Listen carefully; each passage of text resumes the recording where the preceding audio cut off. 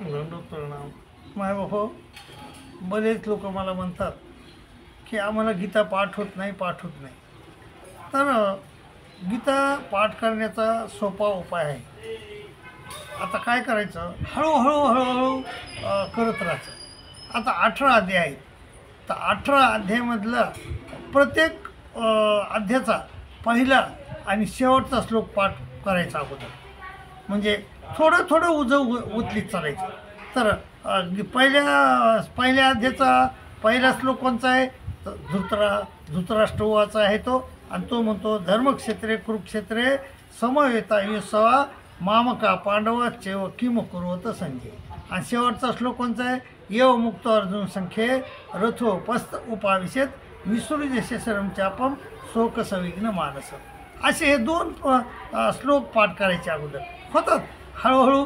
मग आणि कसं आहे, युलेचे रोप लावी येले दारी आणि त्याचा मग वेल उंच जात असतो. तर त्यामुळं पहिल्या अध्यायातले 2 श्लोक झाले. आता दुसरा अध्याय सुरू करायचा. की दुसऱ्या अध्यायामध्ये पहिला श्लोक कोणचा आहे, ते म्हणते, तम तथा कृपयायुष्ट मसरू पूर्णाकुलेक्षणम विशिदंतमिदम वाक्य मुवाचं मधुसूदन. आता शेवटचा कोणचा आहे, शेवटचा आहे, यशा ब्राह्मी स्थिती पार्थ नैना प्राप्ती मुहिती स्थित्वाशा मंतकारेपी ब्रह्मनिर्वाण मुच्छते. असा दुसऱ्या अध्यायातले 2 श्लोक पाठ करायचे. आता हे दोन अध्याय झाले की आपल्याला स्फूर्ती येते की तिसऱ्या अध्यायातला सुरू करायचा. तिसऱ्या अध्यायात पहिला कोणता प्रश्न आहे, कोणता आहे श्लोक, जयाशी चेत कर्म नसते मत्ता बुद्धीर जनार्दन तत्किम कर्मणी घोरे माम नियोजयशी केशव. हा पाठ करायचा. आणि शेवटचा कोणचा आहे मग, एवं बुद्धे परमबुद्ध्वा संस्थभ्यात मान मात्मना जय शत्रू महाबाहो कामरूपम दुरासनम. असे झाले. आता 6 पाठ झाले. आपल्याला हळूहळू हळूहळू चलत राहायचं आपल्याला. आणि मग चौथा अध्याय घ्यायचा.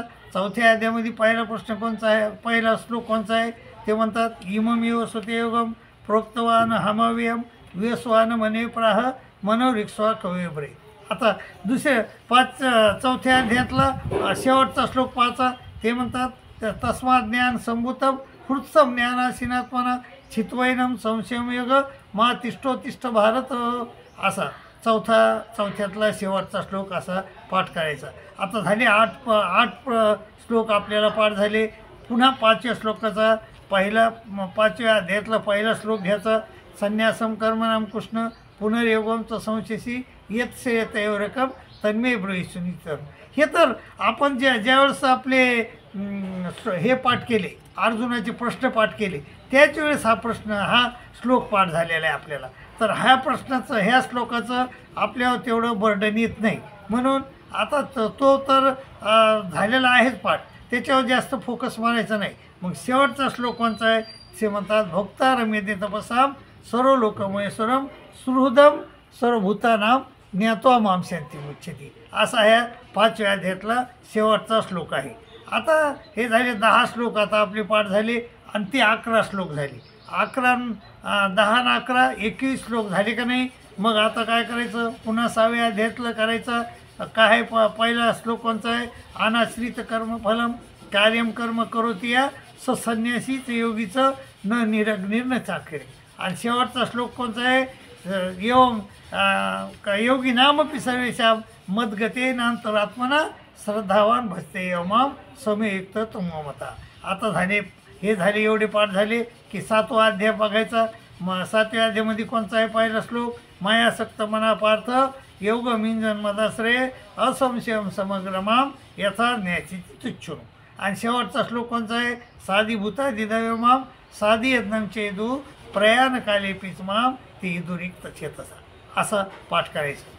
आणि नंतर 8वा अध्याय घ्यायचा. 8व्या अध्यायातला पहिला श्लोक कोणचा आहे, किम तद्ब्रह्म किम अध्यात्मम किम कर्म पुरुषोत्तम आदिभूतम च किम प्रोक्त मदिदैवम किम उच्यते.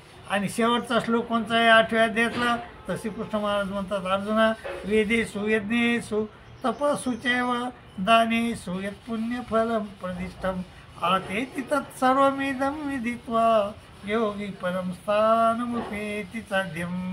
असे हे पाठ करायचं. पुन्हा 9वा अध्याय, 9व्या अध्यायातला पहिला श्लोक कोणता आहे ते म्हणतात, इदम तुते गुह्यतमं प्रवक्ष्यामि सुवेभे ज्ञानम विज्ञान सहितम यज्ञात्वा मोक्षसे शुभात.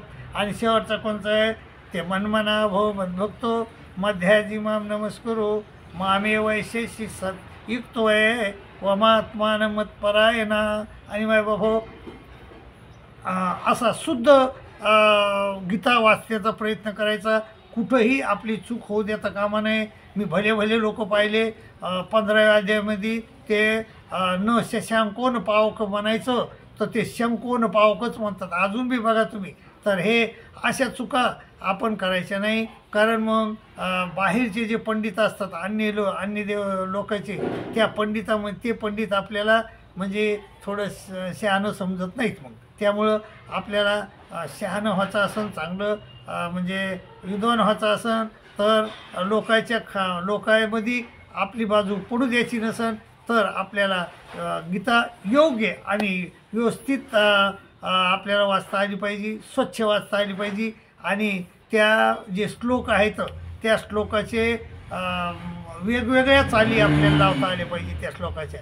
बघा आमच्या शेजारी मी जिंतूरमध्ये असताना तर आमच्या शेजारी बऱ्याच महिला गल्लीतल्या होत्या.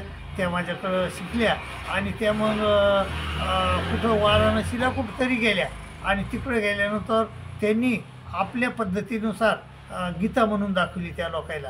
ते स्पर्धा होती तिथं, त्या स्पर्धेमध्ये ह्या उतरल्या आणि त्याने उचलली हे वेगवेगळे म्हणजे म्हणजे चाली लावून दाखवल्या.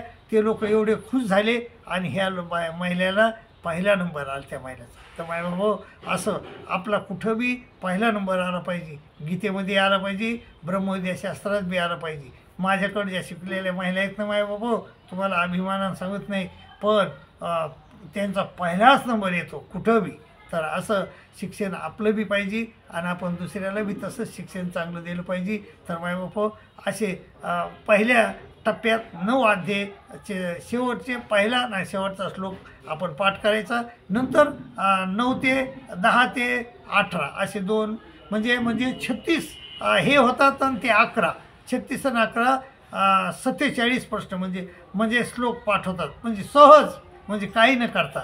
तर असं हळूहळू करायचं आणि गीता मग आपल्याला पाठ होती आणि दररोज म्हणलं की ते आपल्याला पाठवून जाते आणि त्याचे अर्थ हळूहळू बघितलं की आपण गीतेचे ज्ञान झाल्याशिवाय तुम्ही गीतेचे ज्ञानी झाल्याशिवाय राहणार नाहीत. मायबाबा गीतेचे ज्ञानी व्हा अशी मी तुम्हाला विनंती करतो आणि इथंच थांबतो. दंडोत प्रणाम.